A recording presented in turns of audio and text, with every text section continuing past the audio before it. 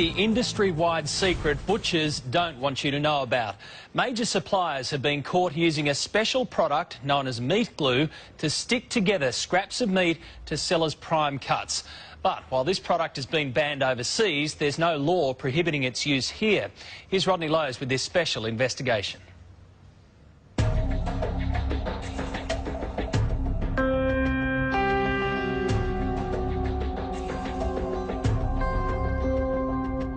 It's the meat industry's dirty secret, a way of turning the scraps too small to sell as a premium steak back into a juicy, plump eye fillet to sell for a premium price. So clever, you'll never tell. Not even an expert can. Before, you didn't even pick that as a join, though, did you? It doesn't even tear through the join. A bit hard to tell, isn't it? Butcher James Faulkner runs Queensland Natural Beef Company, an organisation dedicated to using as few additives in meat from paddock to plate as possible. But tonight, he's exposing how some parts of the industry are able to trick their customers and use whatever it takes. Yeah. I've just got some fine diced beef and my special enzyme. I'm just going to mix it up a bit. Why have we got the masks on? Because it's dangerous. See that? Don't breathe that in. This powder is transglutamase enzyme, otherwise known as meat glue. Meat glues come in a number of forms, some produced by cultivating bacteria, the others, the primary ingredient comes from the blood plasma of pigs and cattle, specifically the coagulant which causes blood to clot. In the food industry, it has amazing properties. So just got a little bit here, about a teaspoonful. Yep. Just over the top like that. And with our gloves on, of course, we mix it up. Then roll it in plastic film and refrigerate. 6 hours later, you have a solid piece of meat. And essentially, you've got a reborn, rebirthed thigh fillet. More or less, yeah. Ours uncooked is easy to spot the difference, but cooked is another story. OK, so the meat glue one is on the right, and the real McCoy is on the left. And it's not just beef. Pork, lamb, fish and chicken are all stuck back together using this glue. It looks like one piece of chicken. It's unbelievable, isn't it? Yep. But hard to tell, isn't it? Particularly that. On the grill, it's even harder to pick. So that's the real McCoy. Give this a burl.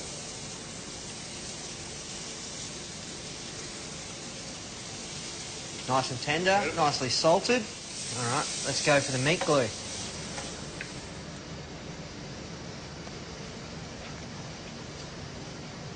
I can't tell the difference. Pretty good, but potentially dangerous.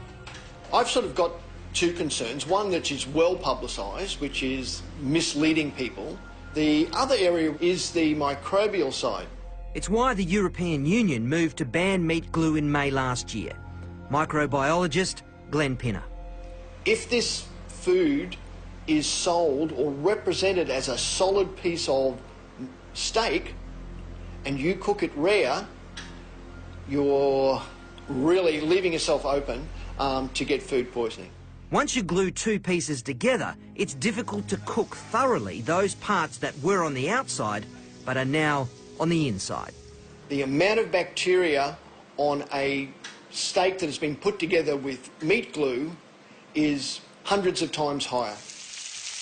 We had no idea how guarded a secret this was until we started contacting restaurateurs and butchers to ask them about the use of meat glue. Many of them didn't want to speak for fear of upsetting their suppliers, creating bad blood in an industry that has become very clever at using this product. Are you just shaking your head? A little bit. It's unbelievable, isn't it? This cube roll we bought from a wholesaler that produces stuck-together steaks en masse. Their effort's so good, James, our butcher, couldn't tell even when it was raw. It's even harder in the restaurant, which are some of the biggest users of glued meat.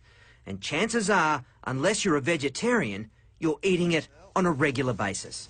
But with current labelling laws, neither butchers nor your local eatery have to tell you you're eating chicken glued together with cow's blood or beef held together by pig. It's the same reason they can take low-grade meat and pump it with water and flavour to make it edible. OK, so just after about a minute or two, we've got quite a lot of moisture out of there. And we've lost almost half a kilo. Then the practice of selling mutton as lamb and old cow as prime cut beef. Like this. So old, a meat grader said it was only good for pet mince. You've got yellow fat colour, really dark meat colour. It's definitely off a really old type of animal. In New South Wales, new labelling regulations have just been introduced to help consumers choose quality meat, but it's not compulsory. So for most of us, picking a quality piece of meat is still a shot in the dark.